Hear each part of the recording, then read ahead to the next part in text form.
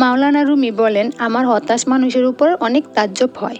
যখন তার কাছে আস্তাগফিরুল্লাহ আছে, আস্তাগফিরুল্লাহ পড়লে সকল চিন্তা দূর হয়। তাই যখনই আপনি হতাশ হবেন, তখন আস্তাগফিরুল্লাহ পড়তে থাকবেন।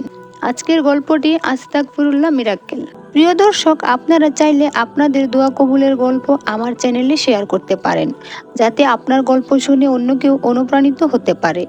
নিচে কমেন্টে ও ডিসক্রিপশনে আমার ইমেল আইডি ও ইনস্টাগ্রাম দেওয়া আছে। গল্প শুরুর আগে একবার সকলের জন্য দোয়া করে নেই। হে আল্লাহ, ফিলিস্তিনি ভাই বোনদের আপনি হেফাজত করুন। হে আল্লাহ, আমাকে সহ সকল মুমিন মুসলিম ও অবুঝদের আপনি হেদায়েত করুন। হে আল্লাহ, যারা আমার কাছে দোয়া চায়, যারা কষ্টে আছে, যারা তোমার কাছে তাদের প্রিয় জিনিস চায়, তাদেরকে তুমি তা দিয়ে দাও তোমার হাবিবের উসিলায়। হে আল্লাহ, তুমি তো বাদশাহর বাদশাহ, তুমি তো অমুখাপেকি। তুমি সবার দোয়া কবুল করলেও তোমাকে প্রশ্ন করার কেউ নেই, তোমাকে বাধ্য করারও কেউ নেই। আল্লাহ, মেহেরবানি করে সকলের দোয়া কবুল করে নিন আপনার পবিত্রতার উসিলায়। আমিন। এই বোন লিখেছেন, আমি আমার জীবনে অনেক পথ পাড়ি দিয়েছি, মেহনত করেছি। তো আমি প্রথম থেকে চাইতাম যে আমি পড়াশোনার জন্য বাইরে যাব, কিন্তু আমার ফ্যামিলি দিতে চাইতো না। তাই আমি চিন্তিত ছিলাম, কিন্তু আমি বিশ্বাস করতাম আল্লাহ আমার জীবনেও মুজিজা করবেন। তো আমি আমার পড়ালেখার জন্য আল্লাহর কাছে অনেক দোয়া করতাম আর চাইতাম বাবার মন যেন নরম হয়ে যায়। তো একদিন ইউটিউবে ভিডিও দেখে তাহাজ্জুদ পড়া শুরু করি এবং এশার পর প্রতিদিন 1000 বার আস্তাগফিরুল্লাহ অবশ্যই পড়তাম। সাথে প্রতিদিন দোয়া ইউনুস, আল্লাহুস সামাদ, দুরুদ ইব্রাহিম পড়তাম। তারপর একদিন বাবা জিজ্ঞাসা করে, তুমি সারাদিন কি পড়ো? এত ভালো লাগে আমাকেও বলো, আমিও পড়ি। তখন আমি বাবাকে সব বলি আর বাবা বলে, ঠিক আছে, দোয়া করছো এটা ভালো কথা, কিন্তু আমি কিভাবে রাজি হব? আর যদি তুমি সব কিছু এই জন্য করো যে আমার মন যেন পরিবর্তন হয়ে যায়, তাহলে এটা হতে পারে না। তখন আমি বাবাকে বলি, বাবা দেখো, মন পরিবর্তনকারী তো আল্লাহ তাআলা।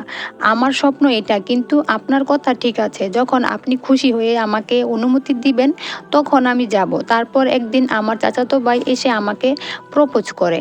তখন আমি বলি, দেখুন, আমি এসব নিয়ে ভাবি না, আমি পড়ালেখার জন্য দেশের বাইরে যাব।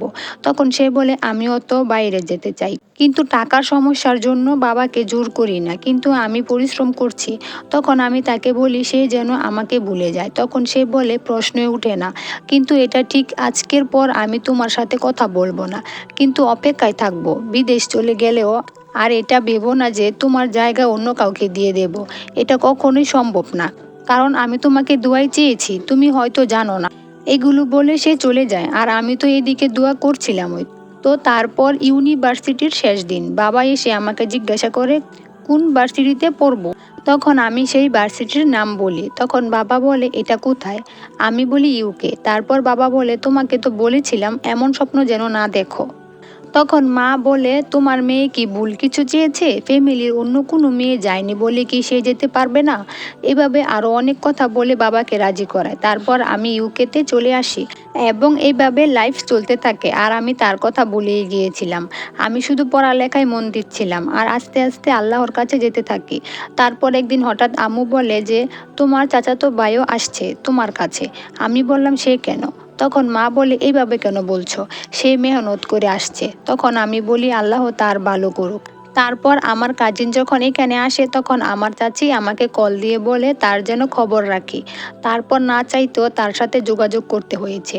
তারপর তাকে বলি তার কোনো দরকার পড়লে সে যেন আমাকে বলে। আর সে বলে, দেখেছো, তোমার পিছে পিছে এখানে চলে এসেছি। তারপর আমরা হাসতে থাকি। এভাবে মাঝে মাঝে আমাদের কথা হতো। তারপর যখন সে ভার্সিটি থেকে বাসা যাচ্ছিল তখন এখানে তাকে একটা গাড়ি আঘাত করে এবং তার অনেক চোট লাগে। তো আমার কাছে এবং বলে, তুমি কি জানো না সে ব্যথা পেয়েছে? তখন আমি বলি না। তারপর আমি তার কাছে যাই এবং তার খোঁজ খবর নিই এবং তার হালাত দেখে আমি ভাবি আমি তার সাথে খারাপ ব্যবহার কিভাবে করছি। তারপর সে বলে, আমি ঠিক আছি। তারপর বাসায় এসে এশার নামাজ পড়ে যখন দোয়ার জন্য হাত তুলি তখন তার চেহারা ভাসতে থাকে। তারপর দোয়া করতেই পারিনি। তারপর আমি যখন তাহাজ্জুদ পড়ি তখন সেই সময় সূরা ইয়াসিন আর সূরা ইউসুফ পড়ছিলাম। আর খুব কান্না আসছিল। সেদিন এত বেশি কান্না করেছি তার কথা ভেবে তা বলে বোঝানোর মতো না। তারপরের দিন আমি তার কাছে যাই ফুল নিয়ে। তখন সে বলে, কি ব্যাপার, প্রথমবার দেখতে এসে ফুল আনতে ভুলে গিয়েছিলে বুঝি? তখন আমি বলি, দেশে থাকতে আপনি আমাকে কিছু বলেছিলেন মনে আছে? আমি সেই কথার জবাবে হ্যাঁ বলতে এসেছি। তারপর তার সাথে কথা হওয়ার পর আমি মাকে ফোন করে সব জানাই। তখন মা খুব খুশি হয়, কারণ সে খুব ভালো ছেলে এবং পরিবার থেকে আমাদের বিয়ে ঠিক হয়। আলহামদুলিল্লাহ, আমার বিয়েতে আমার থেকে বেশি খুশি আমার পরিবার হয়েছে। প্রিয় দর্শক, মনে রাখবেন, আমল বা দোয়া যাই করেন আল্লাহর উপর সবসময় তাওয়াক্কুল করতে হবে, তাহলে তাড়াতাড়ি ফল পাবেন ইনশাআল্লাহ।